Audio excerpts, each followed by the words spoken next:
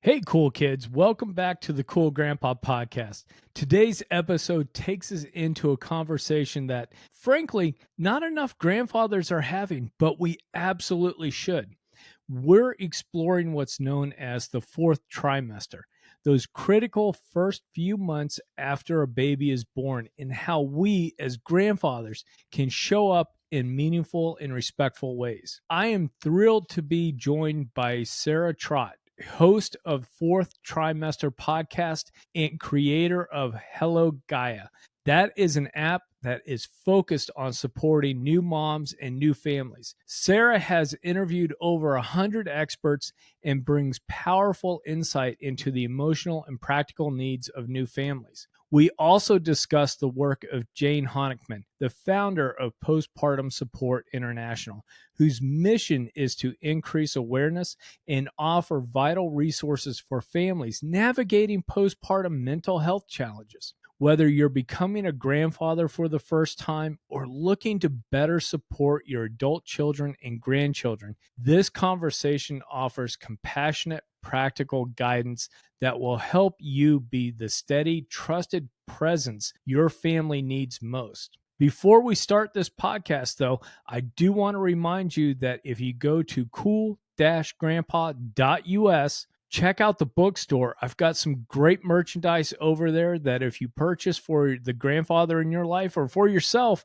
that helps me provide more content and more episodes about grandfathers. Also, too, a great way to support me is to use one of the links on the website to buy me a coffee. It's a great way to make a small donation that goes to help offset the cost of presenting this podcast. So without further ado, let's jump into this awesome and fun conversation with Sarah. Hi, Sarah. Welcome to the Cool Grandpa Podcast. I'm excited to have you join us today. Hi, Greg. Great to see you again. Yeah, this is going to be a fascinating conversation because we are getting into some areas I think that grandfathers don't typically wander into, but we definitely should be a part of with discussions around pregnancy and everything that happens even after the pregnancies. Yeah, definitely. We can talk about all things fourth trimester and demystify that. Yes, because I feel like when I was on your show, and I'll have links to that conversation in the show notes for here, but we talked a little bit about sometimes I think fathers and father-in-laws and grandpas, when terms and discussions around pregnancies come up, sometimes we're a little like that old Homer Simpson meme or a cartoon where we slowly just back into the hedges, right? And we want to change that. We want to get grandfathers more involved and more educated about what's going on so we can be a support. Absolutely. I mean, if you can fluff a pillow, Granddad, you got it. You can help. I promise. We can do that. And for the low price of $69.99, I will give certification on pillow fluffing for anybody that wants to sign up for that course. We'll make that course happen. But as we get started with this, Sarah, could you tell us a little bit about your background and how you got into the podcast and into the topic of the fourth trimester? Yeah, definitely. Well, I think my story is not dissimilar from a lot of people's, which is that through my own life experience, I found some inspiration and I decided to turn my attention more towards a specific topic based on something that just became really interesting to me personally. So my background is that I've worked in tech and tech startups for the majority of my career. And I became pregnant and had a baby, and I took some time off from my job and decided that the 3 months I took off was not enough. It was not nearly sufficient. I needed a little bit more time off. And thankfully I worked with a great team of people and they said, sure, go for it. It was unpaid leave, of course, but I took it and I was really, really well supported during my time off. I had hired someone to be my postpartum doula. And I'll just pause and explain what that means because a lot of people haven't heard that word before and know what it means. So postpartum doula. So postpartum specifically means just the time after birth. There'd be people who like Jane Honigman, for example, someone who we both know and love. She wrote a book called Postpartum is Forever. Right. So like, it really is literally just, you've had a baby. And I explain that in part because people sometimes just think it means depression and they associate that word with depression and it doesn't mean that necessarily. Then, doula is a non-medical professional. They're a support person who's there to offer practical and social emotional support to parents and families after they bring a new baby home. So a doula can be present for a birth only, the afterbirth period only, or both. So I had someone supporting me for both and had that nice continuity of care, someone who was with me during my pregnancy, my birth, and then after I brought my baby home. And so that was really nice because it was someone who knew me really well, who knew my family really well, and I sat down with her at home with my new little baby wrapped up in my arms, and I would talk with her and have long conversations, ask all kinds of questions, because often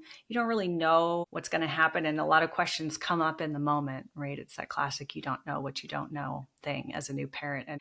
And there's no real preparing for parenthood. I mean, you can read all the books and you can do all the stuff and take all the classes, which I do encourage you to do. Not in an overwhelming way, but like find the right balance for you and the sources you like. But like, because that's very important, the education part. For granddads too, by the way.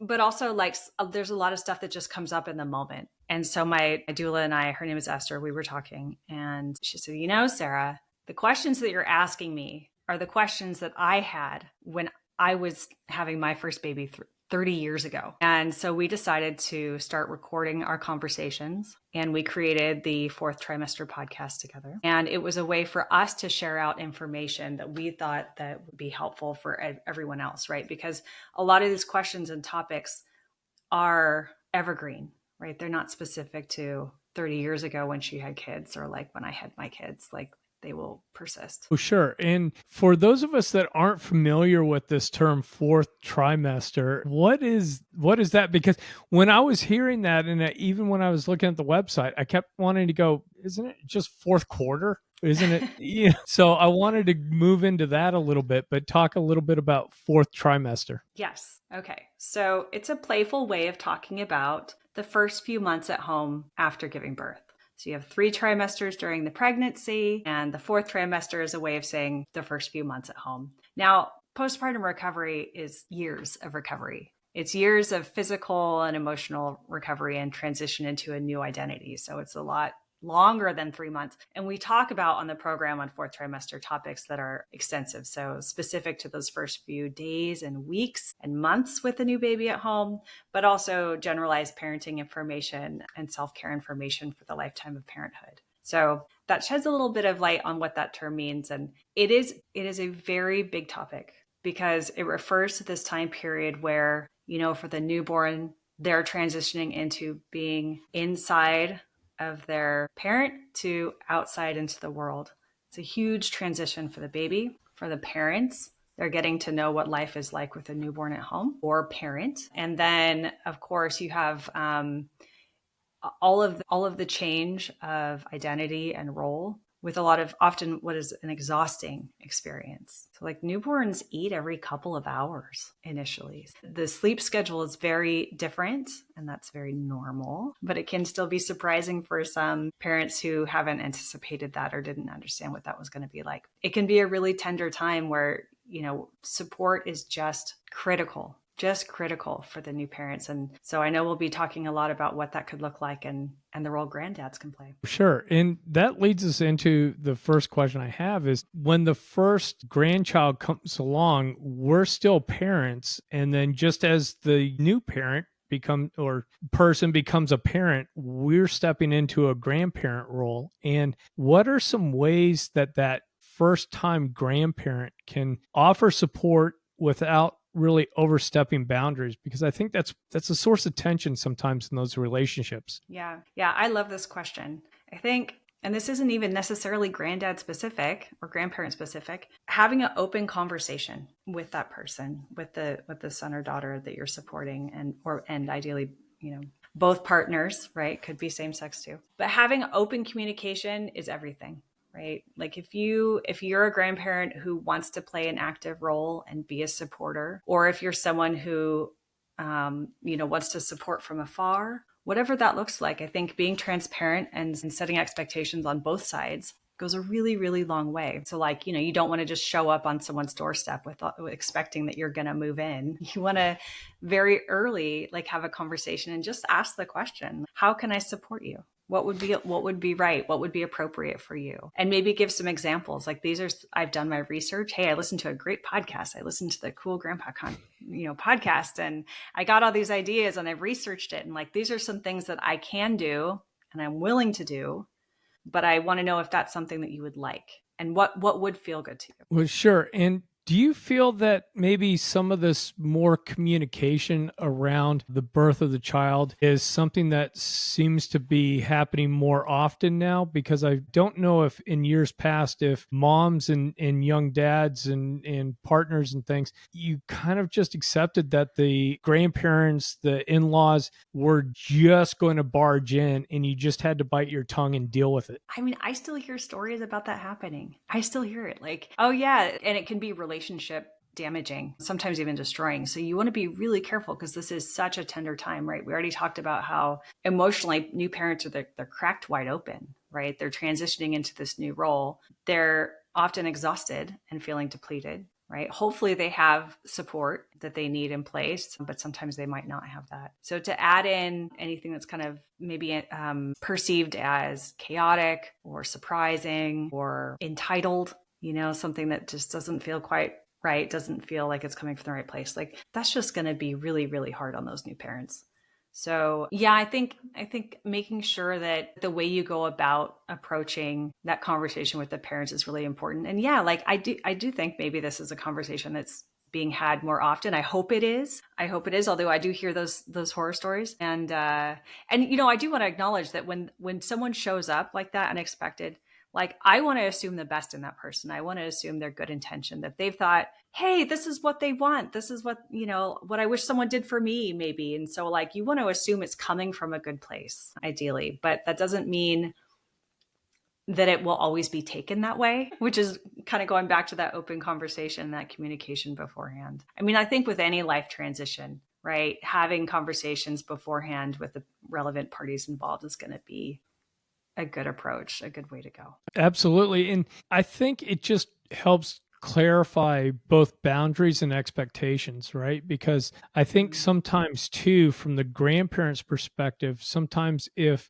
the adult children and the new grandchildren are in the same town, down the street, whatever it is, sometimes that new couple or that person might have the expectation of like, oh, now I've got free babysitting and daycare when I need it. And grandma and grandpa have other activities or work that are still going on. And so as much as we're talking about the parents, there's also the flip side of that too, where hey, grandma and grandpa may not be geared up and ready to be 24/7 or 5 days a week daycare. And so you better have those conversations ahead of time so that just everybody gets on the same page and you have a chance to figure out what plan B might be if plan A was you're assuming this was going to happen. Yeah, that's such a good point. Yeah, it works in both directions for sure. Right. And again, and like going back to like the sense of entitlement, like, oh, just because I had a baby, it doesn't mean that my parents can suddenly be full-time caregivers or even part-time caregivers. Like, like if it works out for everybody that like every other Friday works, great. That's a win. But have that discussion and make sure everyone's on the same page. Yeah, I totally agree. Yep. Absolutely. Because you don't want to catch grandpa loading golf clubs into the car and grandma's heading out to volunteer or whatever, and somebody pulls into the driveway and say, hey, here you go. Oh yeah. No. What are some of the meaningful ways that grandfathers can support the adult children and grandchildren during the transition? And maybe we'll talk a little bit about the first grandchild, and then maybe we're talking about the second or third or whatever grandchild that comes up, and there's a lot more children. Yeah. So I have dedicated entire episodes of my show to this one question. And I've talked about it in terms of knowing the do's and the don'ts of being a helpful and respectful visitor and supporter to new parents. And this applies to anyone who's playing a support role or is in maybe a friend or other kind of family member, but it certainly applies for grandparents. So I think that some of the do's and don'ts I would highlight, just to kind of scratch the surface. We already talked about it. Like, don't just show up unannounced. Right? Do have open conversations about roles. I would say don't inundate new parents with questions. So like when they first come home with their new baby, if they've invited you in to help be their supporters. Like, just know that you're there to support them. Like, don't expect to be entertained. They're not there to like fix you tea and fix you a meal and just let you hold a baby and take pictures. And like, oh, that's nice. But you're really there to parent them. And one of the really nice ways that people talk about being a support person is like mothering the mother. Right. And you can do that for the dad too. Yeah, dads need self-care. Dads need sleep. Dads need all the things too, in terms of their social emotional support during this time. And sometimes they can kind of be left a little bit in the shadows. So you want to make sure dad's getting his, making sure his mental health is in a good place too. So I'd say just, don't rush in and just ask them to tell their birth story. That's their story. If they want to share it, they will. They can offer that, but that might be something that they need time to integrate themselves with their own experience. And it could also be triggering if there was any kind of trauma that they experienced in their birth or immediate postpartum, like their hospital time. So you want to kind of leave that one for them and be respectful of that time. And again, like, don't necessarily offer your birth story. Like, that's something that they can ask if they want to. I would say do just look around and be observant. In the home, is there a pile of laundry you can fold? Are there some dishes you can put away and clean up? Are there other tasks that you just kind of observe? Hey, this would be something I would want done for me. So you can just do it, and you don't even have to. That's one where I think if you know it's a sensitive thing, you can ask permission. You could say, hey, is it okay if I fold this laundry? Or you just sit and just do it. And just kind of ask open-ended questions like, how are you? And that's a great way to be a practical helper as well as a social and emotional supporter, by just asking the question, like, really, how are you doing? And listen. Don't offer advice. Don't offer judgment. Don't offer your opinions on things, but just really listen and be curious. So that's a great chance for you to get to know your kid better and to observe what this is like, right? And participate in this really special time that they're having. Oh, sure. Yeah, no, I'm sorry to cut you off. I was going to say too is what are maybe some of the emotional or psychological challenges that new parents and moms might be going through that dads and granddads might be a little clueless about, that maybe we should pay attention or look for some signs? Yeah. Well, so according to Postpartum Support International, 1 in 5 women experience a degree of postpartum depression and anxiety, and it's 1 in 10 dads. And that's just what's reported. So the numbers could even potentially be higher, right? And when one parent is experiencing something, the other parent, it also increases the likelihood of the other parent experiencing some of that too. So I think the baby blues is pretty common. It's like over half of women are going to experience that. And that's something that, from what I've read, will dissipate after a couple of weeks. I think if there are certain things that persist beyond that, things you can look for are kind of additional feelings of anger, irritability, or rage. Rage is actually a common sign. Having a lack of interest in the baby, like a lack of connection, disturbances of sleep and appetite. I think that's always kind of tough because of the sleeping and feeding patterns anyway that are really disrupted. Right. But like kind of just like ongoing crying and sadness, like basically stuff that's persisting. Like, obviously, if you get like there can be extreme things also, like people who feel like they might potentially harm themselves or their baby. That's more of an emergency situation where you'd want to step in and take emergency care of that person. But those are some of the signs. And there's actually a pretty comprehensive list, and we'll send you the link so you can put it in the show notes for people to review, because this is a good one for granddads to look at, or any grandparent if they're thinking of supporting someone. But it's on postpartum.net, and you can find it. It's postpartum.net/perinatal-mental-health. And there's a list of the signs, and there's also resources that are listed. So what's nice is that someone doesn't necessarily have to have a diagnosis to seek out help and support for anything. And there's a lot of great free support out there as well. Yeah, no, we want to make sure that we get that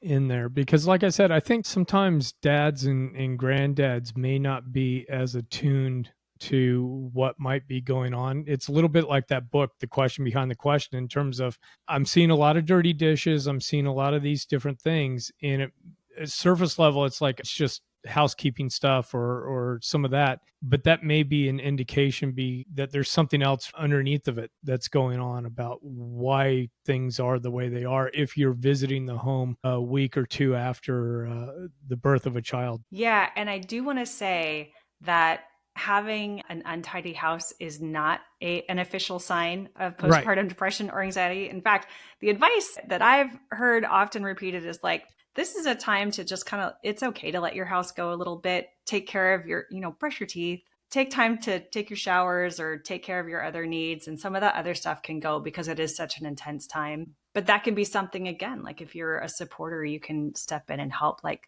clean the bathroom.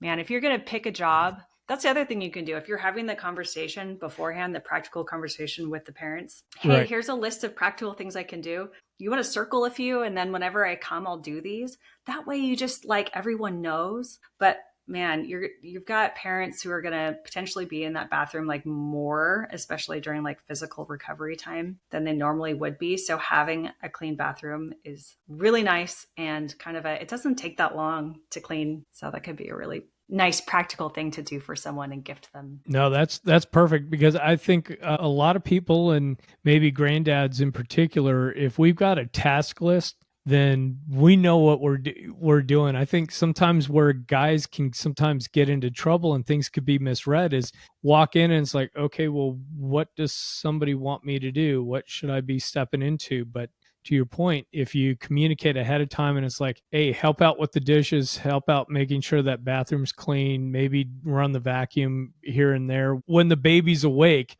don't want to wake up the baby when they're sleeping. But doing some of those things that can really, I think, take some of the decision making and some of the, I don't know, pressure is not the right word. Take some of that guesswork out of like, hey, what needs to be done? Yeah, and that's a list you can make together with them beforehand. Sure. And what are some of the ways too? I guess this is a little bit of a question in terms of what comes to mind sometimes with these events is that initially there's lots of support, casseroles, food being dropped off, maybe diapers showing up after the showers and things like that. But where do people need, like, week 3, week 4, week 5 in terms of some of the support and check-in? Yeah. One of the best pieces of advice I've heard perinatal professionals talking about is when it comes to mental health, and this is something grandparents can help with, is if you don't have one, identifying someone who can give you mental health support. So like a therapist or psychiatrist, someone like that, and making sure you have someone identified, but also like registered with them. And then go ahead and proactively put an appointment on the books so that when you're in week 3 or week 4, you have an appointment in the calendar. So sometimes it can be really hard to get time in on someone's calendar. They can be like booked out for months. So if you do that well ahead of time, you have that appointment. And even if you're not showing signs of any postpartum depression or any perinatal mood disorders, right, you could still really benefit from that appointment. You can still really benefit from talking to someone about the transition and to parenthood and what your experience has been like. So there's a huge benefit to getting that mental health support in place and identified. And by the way, like finding someone who you really like and trust is important. It's just like, it's like dating. Like you can meet different people, and there'll be some people you really click with and some people you don't. So like, if you don't like who your provider is, it's not like you just give up. Like, go find someone who works for you. And it's a lot easier to do before baby comes than after. It doesn't mean it's too late. If like you're just realizing this later, like still find someone. But then that's where, being a grandparent, you can maybe ask, like that could be something that you put on your list. Like, do you want me to help you find XYZ kind of support? Other kinds of support that could be really wonderful, postnatal massage. So like body work kind of stuff, pelvic floor therapy services. You can get support for lactation. So lactation consultants. I already mentioned postpartum doulas. I think they're brilliant. Like, babies really don't need a lot of gifts. Like, the parents will have adequately taken care of a lot of that stuff already. And a lot of it goes kind of unused. Like, I'm actually a big proponent of, if you have siblings who have already had their kids, like, they can probably give you a lot of the stuff you need. And that's a great way to go. But when it comes to other ways you can help, like, ask if you can contribute to, like, if you have the resources and the funds, like, ask if you can contribute to services like that. They might be things that the parents, they themselves wouldn't have thought of, or they might have thought were just like luxuries they couldn't necessarily afford, but that's something that you can do for them. You can say, hey, I've researched this. I think I can help you find one, or maybe you even know one and you can just help give them the the cash for that. Some baby registries actually have that now. They have like little funds and options where you can contribute cash towards certain services. But I would highly recommend looking into that as a new parent and as someone who's supporting a new parent. Well, sure. That's great advice. And what struck me and an idea that popped into my head, and I wish I'd thought about it and we might still have more grandkids on the way, but cleaning service that might come over after everybody's kind of had the initial visits and things and are still, go away. That young family might really appreciate somebody coming in and tackling the bathroom and tackling the kitchen. And it's one less thing. I mean, that potential grandchild is maybe 2 months old, and that's still a lot of care in work. That or meal delivery services or something along those lines. Like you said, there's a lot of stuff nowadays that didn't exist 30, 40 years ago. Yeah, for sure. Yeah, that's a good point. I mean, also like maybe pets are in the picture. Earlier, we talked about like, advice for second or third kids. Like that's another role that grandparents can play, is stepping in and offering to help, take out the older kids, help take care of them and give your parents a little bit of a break. Having a routine of like going out and walking the dog once a week. Right? Like little things that will add up over time and feel like a real joy for the parents. That's great advice. How can grandfathers who want to be helpful, but maybe their peer group or maybe some of the messaging that they receive is just kind of, hey, step back, let the parents figure it out. Don't get involved. Don't do, anything like that. What's some of the advice that you would have? Well, I think self-trust comes into the conversation a little bit here, because as an individual, you need to not necessarily let your peer group decide for you how you feel. You need to decide for yourself how you feel. Yep. And if you're someone who wants to give that support, then that's half of it. So then you know yourself and you're trusting yourself and your relationship with your child. So you know what's right for you. And then again, back to the conversation we had about having open communication. Like if that's something you want to do, ask and say, hey, I could step back or I could lean in. And these are some things that I'd be willing to step in and help with, if that would feel right for you, or I'm open to you making suggestions and asking me for help. And I think it goes a long way too, to if you are invited to help, to sort of step in and be an example and show that asking for help and receiving help is a strength, not a weakness, because it's so hard sometimes for people to ask. And if you sit back on your laurels and wait for someone to ask, they may never do it, but they may also really need the help at the same time, because it can be really tough. I think there's a lot of pressure of this like old fashioned idea that, there's like a pioneer women on the back of a wagon and you give birth and you have to survive it and you have to figure it all out yourself. And then you have to look perfect on Instagram and like all these pressures. But I mean, just showing up, just being there and asking, I think can go a long way. So I don't buy it. I don't buy that. Just let the parents figure it out kind of social pressure in the dudes group. And I think that parents themselves often don't even know what they need themselves. So again, like mentioning this research that you've done and coming up with a list, I think that could be really helpful to have those practical examples so that they know, so the parents know that you're not just asking to be polite, right? So they don't just brush you off. Yeah, because we definitely have those conversations. Everybody has those, right? Where it's just a polite going through the motions. And some of that is even just, hey, Bob, how are you doing, as you pass somebody in the hallway at work? Or, hey, Michelle, your car looks really great. Did you wash it? Or whatever it is, it's kind of it's being nice, but there's no anticipation of real engagement. And so I think, to your point, this is a real opportunity to be, I hate to use the term real, but be real about these conversations that you're having throughout the entire experience. Yeah, I think that's right. And like, you don't have to research and know everything either. I'm a big researcher. I read a lot of baby books and parenting books. I'm kind of a junkie, but but I also found that there's so much information out there that it's really overwhelming, And so, because I've mentioned like research things you can do and blah, blah, blah. But like finding that balance, right? Finding that balance of information that's coming from trustworthy sources is really important. So like you were asking about my background earlier, like I mentioned tech, I mentioned my podcast. I have over 100 podcast episodes now. It's like a lot of information. So like, go listen to my show, please, if you want to, if that's helpful. But also it's a lot. And so one of the things that I came up with as a way to sort of shortcut hundreds of hours of content is I created an app called Hello Gaia. And I mention this because it might be a handy little tool for grandparents to have on their phone Because if you just need a quick answer for something and you're like, well, I've got my gut instinct over here. I've got something I read in a book over here. I'm witnessing something happening in real life with my kids and my grandkid over here. The doctor's saying this other thing, like there's all these things. So like if you want another resource, you can look and say, well, I can just ask this source. So Hello Gaia is a chat service, and it's referencing specifically not the whole internet. That's what makes it unique. It's tying to content from the perinatal professionals who have been on my program. So I interview OBGYNs and lactation consultants and pelvic floor specialists, like people who are credentialed and experienced, right? But then also I pulled in ACOG, so American College of Obstetrics and Gynecologists, the American Academy of Pediatrics, sources that are legitimate. March of Dimes, they do a ton of wonderful research, and they're trustworthy and reliable. So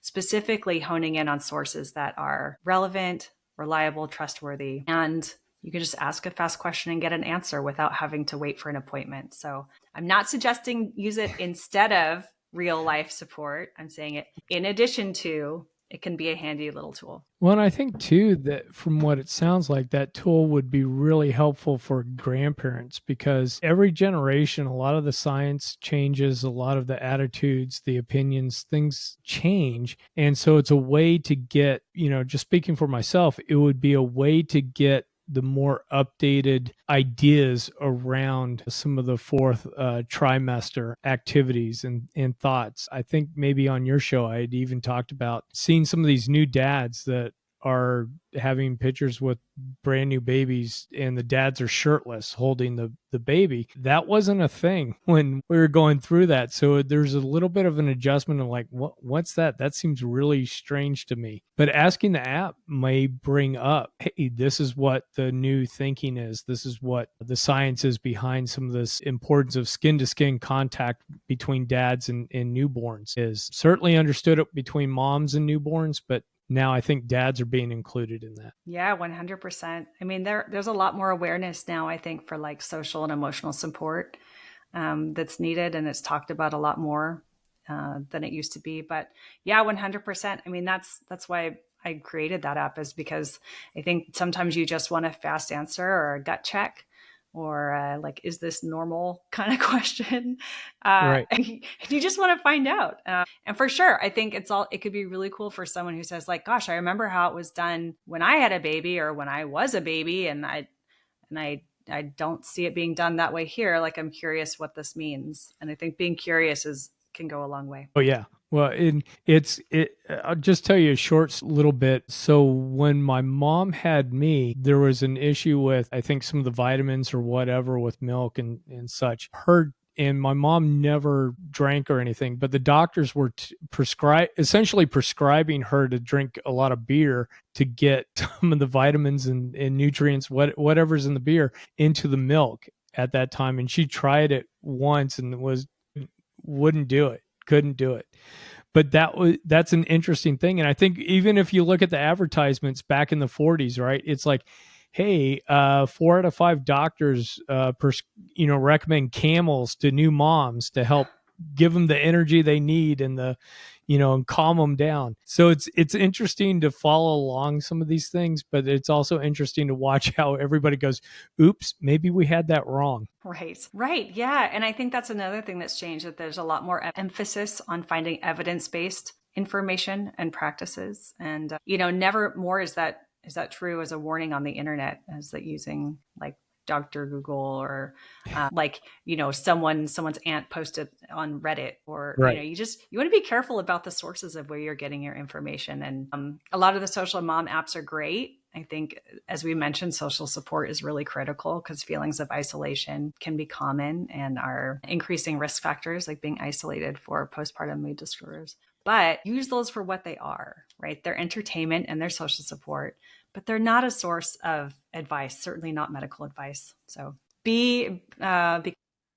Oh, sure. And along the lines with the technology and things, I know that there's lots of pressure. There's lots of information out there, Instagram and some of the other Facebook, maybe not so much with the really young moms, but what are some of the pressures that maybe grandfathers and older fathers don't understand that maybe our young mothers are under with the use of some of the social media? Well, I mean, there's just a lot of toxic information and imagery that's out there. It's true for like young girls too, but just this idea of doing it all and having it all and making it look picture perfect and seamless. I think that like I would say that the perinatal period is a good time to give yourself a hall pass and maybe even delete some of those apps if they're too tempting. Not only because they're a distraction to sleep. So like if your baby's taking a 20, 30-minute nap, that's a good time for you to try to get some shut-eye too if you're feeling depleted, right? So like sitting there and doom scrolling, not exactly the best way to spend that little bit of relaxed time because it's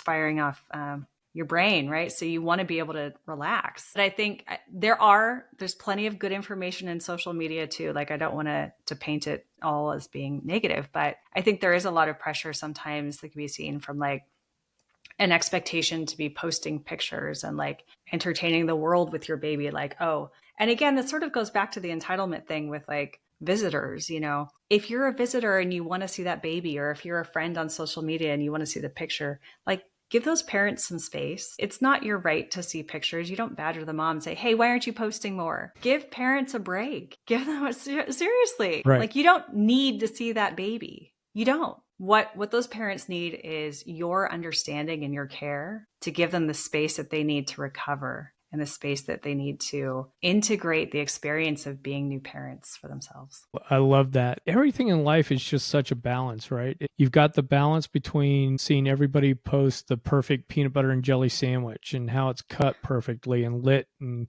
all this stuff. And then you've also got I think the positive aspects of it, where maybe you found a new mom group that you can really relate to and you can share, and you can even express into that group some things that you don't want to tell your dad or your father-in-law, and share those things. So there's always that yin and yang, lack of a better word, for some of these tools that we have.